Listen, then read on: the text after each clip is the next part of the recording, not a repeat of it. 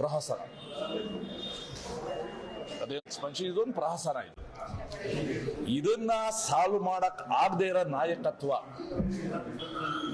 ನಿಜವಾದ ಅಸಮರ್ಥ ನಾಯಕತ್ವ.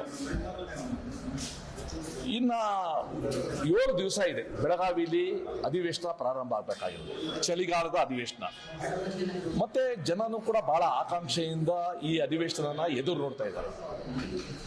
ಇನ್ನು ಇವರು ಬ್ರೇಕ್ಫಾಸ್ಟ್, ಕೌಂಟರ್ ಬ್ರೇಕ್ಫಾಸ್ಟ್, ಇವ್ರ ಮನೆ ಅವ್ರ ಬ್ರೇಕ್ಫಾಸ್ಟ್ ಹೋಗೋದು, ಅವ್ರ ಮನೆಗೆ ಇವ್ರು ಬರೋದು, ಇದಾದ್ಮೇಲೆ ಬ್ರೇಕ್ಫಾಸ್ಟ್ ಆದ್ಮೇಲೆ ಡಿನ್ನರ್, ಗೊತ್ತಿಲ್ಲ ನನಗೆ.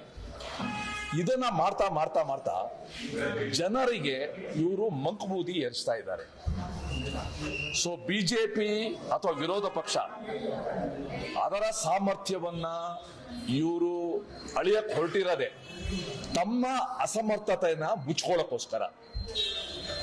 ಅಂಡ್ ಭಾರತೀಯ ಜನತಾ ಪಾರ್ಟಿ ಮತ್ತೆ JDS ನಾವು ಜಂಟಿಯಾಗಿ ಈ ಅಧಿವೇಶನದಲ್ಲಿ ಯಾವ ವಿಚಾರ ತಗೊಳ್ಬೇಕು ಅನ್ನೋದ ಈಗಾಗಲೇ ನಿಶ್ಚಯ ಮಾಡಿದ್ದೀವಿ. ಅಂಡ್ ಸರ್ಕಾರಕ್ಕೆ ಕೆಲವು ಬಹಳ ಪ್ರಮುಖವಾದ ಒಂದು ವಿಷಯಗಳನ್ನ ನಾವು ಪ್ರಸ್ತಾಪಿಸೋದಿದ್ದೀವಿ. ಆದರೆ ನಾಗರಿಕರಿಗೆ ಇವತ್ತು ಪುಕ್ಕಟೆ ಮನರಂಜನೆ ಸಿಗ್ತಾ ಇದೆ, ತೆರಿಗೆ ರಹಿತ ಮನರಂಜನೆ. ಈ ಮನರಂಜನೆ ಅನ್ನೋ ಪ್ರಹಸನನ ಇವರು ಕೊನೆಗಾಣಿಸ್ಬೇಕು. ಬೇಗ ಜನಕ್ಕೆ ಒಂದು ಸ್ಪಷ್ಟವಾದ ಚಿತ್ರ ಕೊಡಬೇಕು.